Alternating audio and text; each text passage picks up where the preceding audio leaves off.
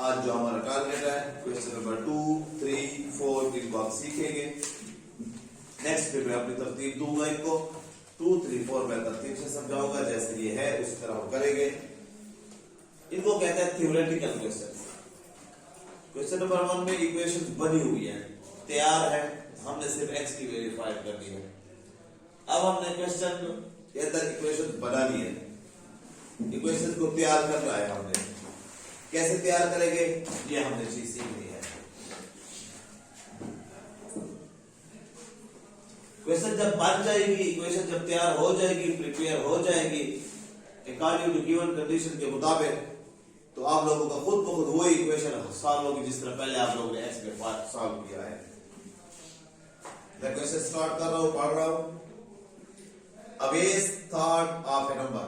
अवेस ने एक नंबर सोचा, added 3 with it, उसमें 3 जमा किया। then he doubled the sum, उसके बाद उसने उस सम को, सम का मतलब वो जो टोटल आया है, सम हुआ है, आंसर आया है, उसको उसने डबल कर दिया। he got 40, उसने वो आंसर 40 ले लिया। what was the original number, वो जो अवेस ने पहला नंबर सोचा है वो कौन सा था। तो एक किस्म की सोच या कसौटी या हवाई क्वेश्चन है, ख्याली पुलाव है, ख्याली सवाल चल रहा है। तो जो अवेस ने सोचा वहां से हम शुरू करेंगे, लेट करेंगे। आपके वर्डिंग में यूज होने वाला लेट में यूज करो, बड़ी क्लास में लेट होता है, पहले सपोज होता था, सपोज का मतलब हो, लेट का मतलब फर्ज किया। आप सपोज की जगह पर यही लेट यूज करेंगे, लेट का मतलब भी फर्ज किया। लेट द नंबर, जो अली ने, वो अवेस ने नंबर सोचा, late the number is equal to x, always हम x का नाम देंगे, x is unknown value, x unknown value, let है, let the number is equal to x, added 3 by adding 3, by adding 3, वो खुद कह रहा है कि उसमें 3 ऐड करना है, x plus 3 हो जाएगी इक्वेशन, राइट। ये दूसरा काम हो गया। तीसरा, पढ़ता जा रहा हूं और करता जा रहा हूं ताकि इक्वेशन की तरफ हम रवा दवा है। Then he doubled the sum, उसके बाद उसने सम को, इस सम, ये सम हो गए, सम कहते हैं जमा को, मजमुआ को, by doubling, by doubling लिख सकते हैं अपनी लैंग्वेज में, डबल करने से, इसका मतलब ये होगा डबल करने से। तो 2 into x plus 3, डबल का मतलब ये होता है, 5 का डबल क्या है 10, क्या मतलब 5 को 2 से मल्टीप्लाई किया, 10 का डबल क्या है 20, 10 को 2 से मल्टीप्लाई किया। Then he double the sum, उसने सम को डबल किया। उस डबल के बाद he got 40, ये जो got आएगा या आंसर विल बी या इस तरह की कोई वैल्यू आएगी, बात आएगी, तो इसका मतलब ये अकॉर्डिंग टू गिवन कंडीशन है, दी हुई शर्त है। तो अब हम आखिर में he got 40 according to given condition, दी हुई शर्त के मुताबिक, क्या चीज, ये टोटल आंसर जो उसने दिया है कि ये किया हमने, उसका ऐड किया 3, डबल किया, तो ये आंसर वो कहता है उसका 40 आया था। लेकिन x plus 2 into x plus 3 is equal to 40 हम लिख लेंगे, इक्वेशन बन गई। हम उसके साथ साथ चलते रहे, इक्वेशन बन गई। अंदर मल्टीप्लाई दे दें, 2x plus 2 3 6। कॉम्प्लिकेटेड सोल्यूशन ये है कि 2 पहले इधर डिवाइड कर दिया जाता है। चलो 2 तो उसको 40 को डिवाइड कर रहा है, अगर यहाँ पर 7 है तो वो तो उसको डिवाइड नहीं करता है। तो ऑलवेज वो मेथड यूज करें जो कि हर क्वेश्चन पर इजीली लागू हो सके। इसके लिए तो वो आसान था मुस्तफा, इसके लिए तो वो 2 तक जाकर 20 आ जाता, आसान था। लेकिन अगर यहाँ 3 होता तो 3 तो 40 पर डिवाइड होगा, वो तो बटा आ जाता। तो अपने आप को इजी मेथड से चलाएं। ये 2x ठहरा, 6 उधर चले प्लस 6 उधर जाएगा, माइनस हो जाएगा, x इज इक्वल टू, क्योंकि ये 2 हमने हटाना है, 40 से 6 से 34 डिवाइडेड बाय 34, और अब ये x इधर 2 हुआ डिवाइड, ओके। 40 से 6 सब्ट्रैक्ट हुआ 34, बचा 2 मल्टीप्लाई हो रहा है, 2 इधर का डिवाइड हुआ। अब जो आंसर आएगा वो है x इज इक्वल टू 17, 2 17 34 होता है। असल में जो कि ये थ्योरेटिकल क्वेश्चन है, तो जिस तरह थ्योरी में उसने क्वेश्चन दिया है उसी तरह आप आंसर देंगे कि अब एसएस नहीं, एसएस उस वक्त सॉल्यूशन सेट था। अब आप उसको पता है कि hence the number third by अवेस। अच्छी बात यह कि ये पूरा लिखे, third by अवेस।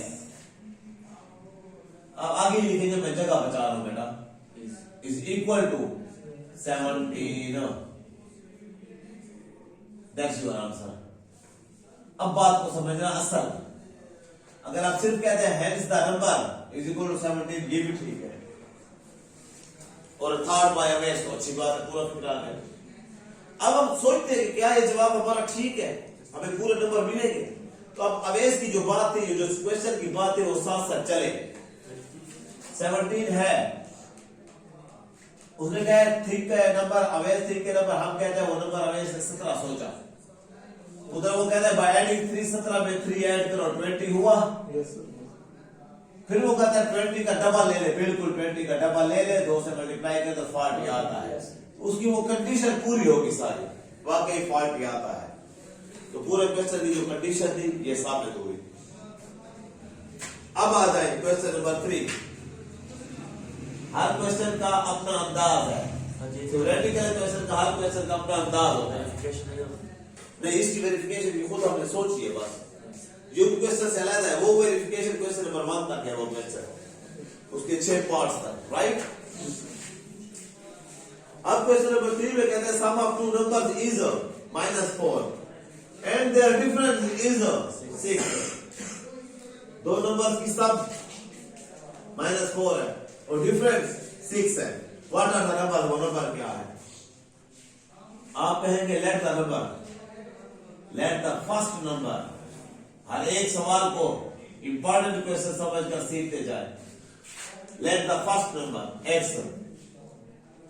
then second number y is equal to y।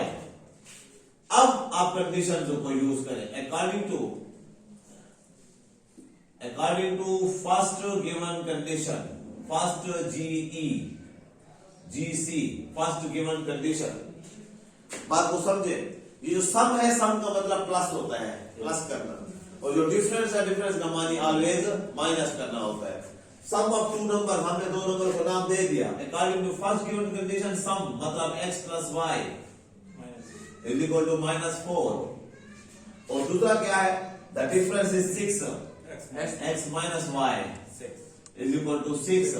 इसको इक्वेशन 1 का नाम दे दिया, इसको इक्वेशन 2 का नाम दे दिया। अब ये जो मैं मेथड कर रहा हूं, एवरीबॉडी की तवज्जो है? ये जो अब मैं मेथड यूज कर रहा हूं, ये मेथड आपको बहुत चलेगा। 10th क्लास में चैप्टर 2 में चलेगा, 10th क्लास में चैप्टर 4 में चलेगा, 10th क्लास में चैप्टर 6 में चलेगा। इसको हम क्या कहेंगे? दो एक जैसी चीजें हैं। आपका 9th में ये शक्ल आपने देखी है, 9th में आप लोगों ने क्रैमर रूल में इन्वर्जन मेथड में देखा है, 1 1 1 वो लिखते हैं। लेकिन यहाँ पे क्रैमर रूल नहीं, यहाँ पे आप लोगों ने कटिंग मेथड, ऐसे क्वेश्चन आपके आएंगे, कटिंग मेथड आप सीखेंगे। 1 मिनट बेटा, इधर एक जैसी चीजें होंगी, जो एक प्लस का एक माइनस का, तो आप इधर बाय एडिंग और बाय सब्ट्रैक्टिंग तो 1 लिखकर आप इनको काटेंगे। देखिए मैं क्या कर रहा हूं, आपको वाई वाई सेम नजर आ रहा है, ये प्लस वाई है, ये माइनस वाई है, तो आपस में अगर आप एडिंग करें, इधर आप लिखेंगे ब्रैकेट में बाय एडिंग। लंबी चौड़ी तकरीर करने के बजाय मैं इस पर आपको प्रोसेस कर रहा हूं, सिर्फ ज़हन में आपके मैं ये बिटा इंपॉर्टेंट मेथड है। हमने करना क्या है? हमने इस x और y दोनों की वैल्यू फाइंड करनी है, जिसके लिए उसने दो इक्वेशन दी है, दो कंडीशन दी है।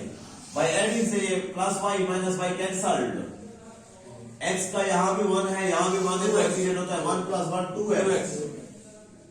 2x, और इधर 6 से 4 गए, ये भी 2। ओके हो गया।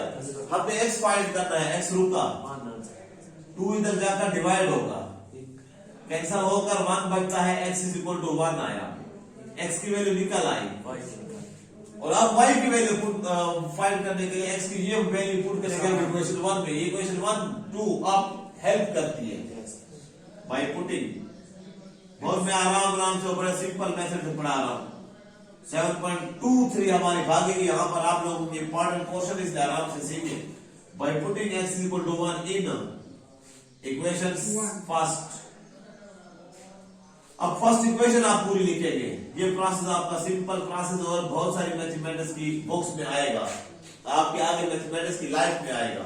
x की वैल्यू 1 पुट कर रहे हैं बेटा, 1 + y = -4। हमने y फाइंड करना है, -4 ये 1 प्लस में बदल ले जाएंगे -1, विच कम्स y की वैल्यू आ गई आपके पास -5 एग्जैक्टली। अब आपके पास x की वैल्यू भी आ गई है, y की भी आ गई है, और उसने जो कहा था सम और डिफरेंस, तो हमने उनको लेट किया था x को y को, तो हाँ। अब आखिर में फिर हम कहेंगे हेंस फर्स्ट नंबर जो तुमने हमसे पूछा x था उसका नाम, उसका आंसर 1 आया है। Second number is equal to हमने उसको y का नाम दिया और उसकी वैल्यू -5 आई है। बिल्कुल अगर इनको सम करें, ऐड करें, तो 1 - 5 गया तो -4 आता है, और अगर सब्ट्रैक्ट करें तो ये -5 है, वो सब्ट्रैक्शन की वजह से माइनस प्लस हो जाएगा, 1 + 5 6 आता है। हालांकि आप लोगों को पहले सुनते हुए अजीब बात लगती है कि सम के वक्त -4 होता है जो छोटा होता है, और सब्ट्रैक्शन के वक्त माइनस के वक्त 6 आता है, ज्यादा हो जाता है, तो वो साइन चेंज होने की वजह से है। आ सकते हैं, ये तो वैल्यूज पर डिपेंड करता है। ओके, बहुत कीमती सवाल आप सीख रहे हैं। आप लोगों ने एक और क्वेश्चन नंबर 2 सीखा, जिसमें आप लोगों को सम और डिफरेंस दिया हुआ था। इससे भी प्यारा क्वेश्चन, अक्सर पेपर में आने वाला क्वेश्चन। मैं इसको अगर वेरी वेरी लिखूं तो मेरे पास इतना टाइम नहीं है कि मैं वेरी वेरी वेरी इंपॉर्टेंट लिखता जाऊं। अप टू सो ऑन है very very very important question. Question number 4, question number 4 पहुंच गए बॉयज। इसके कुछ खास वर्ड है जिनको मैं आप लोगों को याद करा रहा हूं। Sum of 3 consecutive odd integers is 81। ऐसे क्वेश्चन एक छोटी लाइन पर, एक ही लाइन पर आया, पूरे पेज पर देखिए एक लाइन पर आने वाला सिर्फ ये क्वेश्चन है। ऐसे क्वेश्चन जो एक लाइन पर आए, कम से कम जगह कवर करे, ऐसे पेपर में आते हैं, और जिनमें दिया हुआ कुछ ना हो।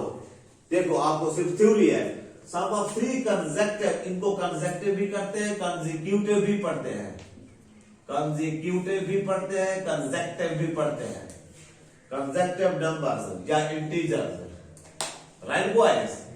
कंसेक्यूटिव का मतलब मुसलसल, बिल तरतीब, तरतीब से, तरतीबवार, ये सारे इसके मानी है। कंसेक्यूटिव तरतीबवार। ऑड इंटीजर्स, ऑड वो होते हैं जिन पर 2 वाला टेबल ना जाए, ऑड वो होते हैं जिन पर 2 वाला टेबल ना जाए। जो खुद वाला टेबल है वो प्राइम नंबर है बेटा। ऑड कौन से है? 1 3 5 7 9 ऑड है बट प्राइम नहीं है, क्योंकि इस पर 3 वाला टेबल जाता है। 2 वाला टेबल जुफ्त, ताक जुफ्त, ऑड उसको कहते हैं ताक अदात को, 2 4 6 इज 81। अब हम जो लेट करेंगे, अब मेरे साथ रहे, let first odd integer, first odd integer, पहला ऑड इंटीजर हम लेट कर रहे हैं, x + 1। x तो होना है ना उसके अंदर, x के अंदर 1 ऐड करो तो ये ऑड बनता है। सेकेंड ऑड इंटीजर, जी बेटा, x + 3, उसमें 3 जमा होगा, क्योंकि 1 3 और अब जो 5 है ये खुद ऑड है, तो x के साथ ऐड हो रहे हैं। और third odd integer equal to x + 5। क्यों 3 मैंने किए? क्योंकि वो खुद कह रहा है सम ऑफ 3 कंसेक्यूटिव ऑड। ये कंसेक्यूटिव क्यों है? क्योंकि तरतीब से है। अगर एक मैं ऑड इंटीजर 11 लूं तो कंसेक्यूटिव 3 कौन से हो गए? 11 13 15, ये कंसेक्यूटिव है। अगर मैं एक इंटीजर ऑड लूं 27 तो कंसेक्यूटिव कौन से होंगे? 27 29 31, ये कंसेक्यूटिव ऑड इंटीजर तरतीब से। वो कहते हैं तरतीब से 3 ऑड इंटीजर हैं, उनकी सम वो खुद कहते हैं, लास्ट में कहते हैं 81 है। आप वो मुझे नंबर्स बताएं। राइट, सवाल को समझ गए? अब अगर मैं कहूं कि 35 एक ऑड इंटीजर है तो कंसेक्यूटिव कौन से होंगे? 35 37 39। मैं कहता हूं 37 39 और 37 नहीं है, फिर आप क्या कहेंगे? रिवर्स भी कंजक्टिव है बेटा। 35, 33, 31 तो क्या हो जाएंगे? 31, 33, 35 ये भी तो कंजक्टिव हो गए ना ऑड इंटीजर। तो जरूर नहीं कि फ्रंट पे जाए, बैक भी हो सकते हैं। अकॉर्डिंग टू गिवन कंडीशन असल ये होती है कि ये तो हम लेट कर लेते हैं या आप लेट कर लेंगे, लेकिन according to given condition zero शर्त के मुताबिक इन तीनों की सम का लफ्ज कहता है इन तीनों की सम 81 है। 81 है ओनली, 181 नहीं है, 81 है। तो मतलब आप इन तीनों को ऐड करें बेटा। ये x प्लस 1 तो ये खुद है, plus x plus 3 plus x plus 5 equal to 81। x x x 3x plus 1 3 और 5 9 5 3 8 और 8 नाउ इक्वल टू 81। वही आप इक्वेशन पाएंगे, वही आप सॉल्यूशन में शुरू हो गए जो आप लोगों को सीख चुके हैं। 3x minus 9 81 माइनस 9 और फिर 3x इज इक्वल टू 7। तो मतलब आपको सिखाने की कौन सी चीज थी? ये जैसा अगर आप लोग ये नई टॉपिक नई चीज को सीख लिया तो बाकी तो आप लोग अंडरस्टैंड कर चुके हैं, प्रैक्टिस कर चुके हैं। मैथ मुश्किल कुछ नहीं है, सिर्फ गेन करना है थोड़ा सा। x is equal to 72 over 3 और छोटी क्लासेस में आपको ये टेबल आता है 324 आएगा। अगर आप मेरे सिंपल तरीके पर आता है 3 2s are 6 आता है, 1 इधर कैरी हो जाता है 12 आ जाता है, 3 4s are 12। ये आपके x की वैल्यू आई है, ये वो नंबर नहीं है और x है भी ये 24 है, आर नहीं है। आपने जो लेट किया है उधर वापस पुट करेंगे। सो वी गेट अब वापस उसी जगह से जहां से आपने लेट किया है नेमिंग को, first odd integer is equal to आपने नाम क्या दिया? x plus 1 x प्लस 1 और x की वैल्यू क्या निकली है? 24 प्लस 1 क्या आ जाएगा? 25। हाँ 25 है आड इंटीजर। अगर एक लाइन में लिखे आपकी मर्जी, वरना ये यहां आए, मैं उस तरह करता हूं। सेकेंड आड x plus 3 इंटीजर हमने नाम क्या दिया?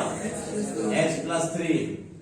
x की वैल्यू 24 प्लस 3 27। ये इस तरह आप कर सकते हैं बेटा, ताकि आपके स्टेप्स नीचे आए। उसमें और इसमें क्या फर्क आया? वो एक ही लाइन में आ गया। इसमें आपने 2 लाइनें और कवर कर ली है, 3 लाइनें ले ली है, तो आपकी आंसर शीट ज्यादा भरेगी। जितने ज्यादा आंसर शीट भरेगी उतने अच्छे मार्क्स आते हैं, उतनी शीटें एक्स्ट्रा यूज कर रहे हैं आप। ये एक सेंस बना हुआ है मार्किंग वालों का कि ज्यादा शीटों वाला काबिल है, तो आप उस सेंस को यूज करें, उस सेंस को कैश करें। मार्किंग वाला जब एक्स्ट्रा शीटें देखता है, चाहे उसमें बहुत तो गलतियां हो, लेकिन एक्स्ट्रा का वजन करके वो उस पर मार्क्स देने का उसका पहले से मूड बन जाता है, फिर हर क्वेश्चन के अच्छे मार्क्स देता जाता है। आप तंग लिखेंगे, पेपर बहुत अच्छा फुल होगा, 100% होगा, लेकिन तंग होगा, हम समझेंगे कि इसने कम सवाल लिखे हैं। तो ये हमारा जो सेंस है, इसको भी आप स्टडी करके रखें, इसके मुताबिक आप चाहे शीटें भर के दें। जी बेटा, x प्लस 5 हमने इसका नाम दिया थर्ड को, मीन्स क्या हुआ? ये वही आ जाएगा थर्ड आड इंटीजर। x 24 आया प्लस 5 जो कि 29 आ जाएगा। आखिर में आप क्या करेंगे? Hence the sum of 25 27 29 are required number odd integers. ये रिक्वायर्ड आड इंटीजर्स हैं और इसको आंसर का नाम देंगे।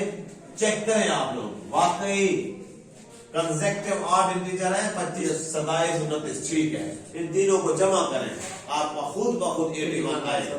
Right boys? 9 7 16 और 5 21, 2 कैरी 2 2 2 और 2 8। ओके, जादू ना समझा करें मैथ को, मैथ जादू नहीं है, लेकिन मैथ करने के साथ है। आप सीखेंगे, समझेंगे, खुद करेंगे, खुद ब खुद होता है। जादू नहीं है, लेकिन अगर आप प्रैक्टिस करें तो जादू बन जाता है।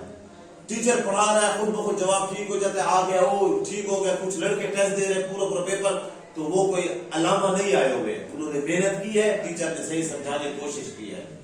ये हम कर चुके हैं और कई सालों से कर रहे हैं, इसलिए ये हो रहे हैं। आप खुद प्रैक्टिस करें तो आप, और ये कोर्स आपके अंदर का है, तो आप आउट ऑफ योर कंट्रोल नहीं है, या आपके कंट्रोल के अंदर अगर आप टाइम दे तो। जी बेटा, ये हुआ यहां तक। अब आ जाए क्वेश्चन नंबर 5 पर आप सीखना पड़ेगा कुछ आपको, वरना ये मैं ना करता। लेकिन आप लोगों ने अगर ये बातें, ये 3 क्वेश्चन गेन कर लिए हैं, फिर क्वेश्चन 5 में आपके साथ चलता हूं। मेरे साथ है आप? Yes, sir. क्वेश्चन को पहले पढ़ रहा हूं आपके सामने। A man is 41 years old, एक मर्द, एक आदमी 41 साल की उम्र का है। And his son is 9 years old, और उसका बेटा 9 साल का है। इन हाउ मेनी years, कितने सालों में will the father be 3 times, वालिद 3 times हो जाएगा as old as the son, अपने बेटे से कितने 3 times हो जाएगा, कितने सालों में? तो वो हम उस सालों को एक्स कहेंगे। हमें जो फाइंड करना है वो हम एक्स years कहेंगे। पहले फादर्स की एज है, फादर्स एज, ये जो एस के ऊपर मैंने कॉमा लगाया, आपको टेंसेस में, ग्रामर में, इंग्लिश में पढ़ चुके हैं। इसका मीनिंग का के की किया होता है, का के की। कैसे? फादर्स एज, वालिद की उम्र 41 years। मैं यही लिख रहा हूं, वाई आर एस लिख रहा हूं, वैसे spelling Y E A R लिखे हुए यहां पर बुक पर है।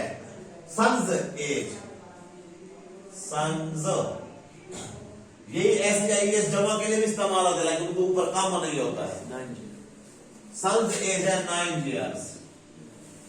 Okay boy. years. अब कहता है इन हाउ मेनी years, कितने सालों के बाद? Let after X years।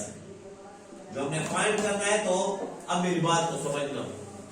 अभी फादर और सन का कोई कंपैरिजन नहीं है, कोई टेबल नहीं जाता है।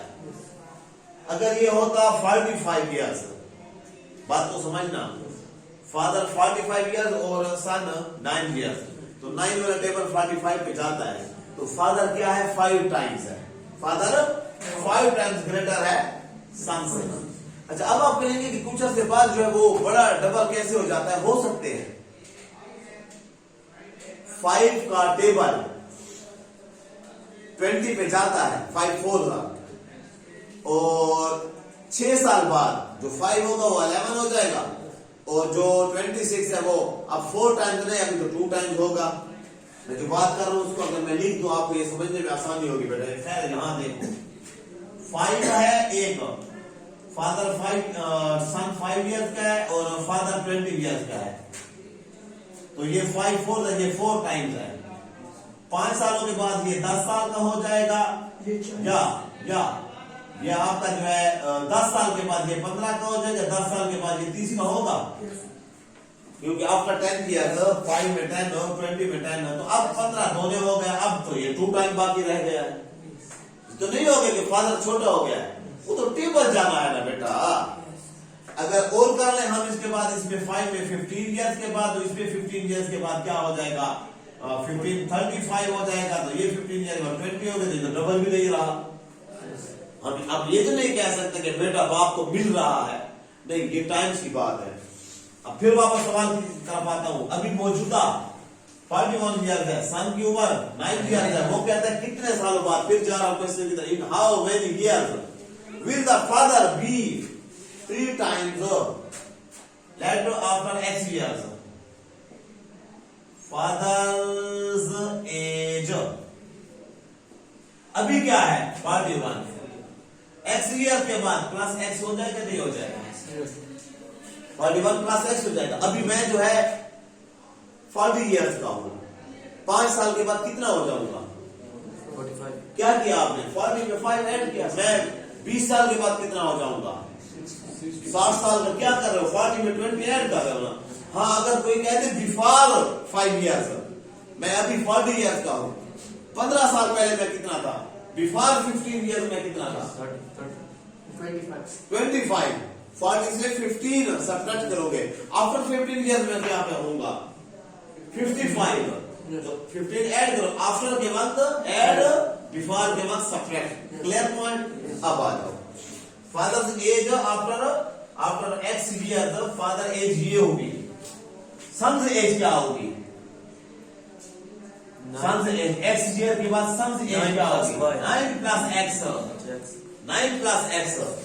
अब जो आफ्टर एक्स ईयर है, जो आपने फाइंड भी करना है कि एक्स क्या है, फादर की ये एज है, सन की एज है। अब असल बात अब आ रही है, बुक्स पर देखिए बेटा, जो मैं आपको समझाने की कोशिश कर रहा हूं। In how many years will the fathers be 3 times as old as the son? क्या लिख रहा हूं? According to given condition, class में हाजिर बैठा करो। तो सन एज क्या हो गई है? 3 टाइम्स। ये सन की मैं एज लिख रहा हूं 9 प्लस एक्स, ये फादर की एज लिख रहा हूं 41 प्लस एक्स। एक्स ईयर के बाद ये सन है, ये फादर है, क्या बराबर है इनकी एज? नहीं, फादर की एज 3 टाइम्स है, तो सन की 3 टाइम्स छोटी है। या तो इस पर 3 को डिवाइड कर दो कि वो छोटा हो जाए, मीन्स 3 टाइम्स की मैं बात कर रहा हूं। ये है 20, ये है 60, 3 टाइम्स है कि नहीं है? या तो इसको 3 पे डिवाइड कर दो ताकि 20 बराबर, क्योंकि हमने तो इक्वेशन बना लिया है। या फिर इसको डिवाइड नहीं करते तो इस छोटे को 3 से मल्टीप्लाई कर दो। तो फादर तो क्या है? 3 टाइम्स है।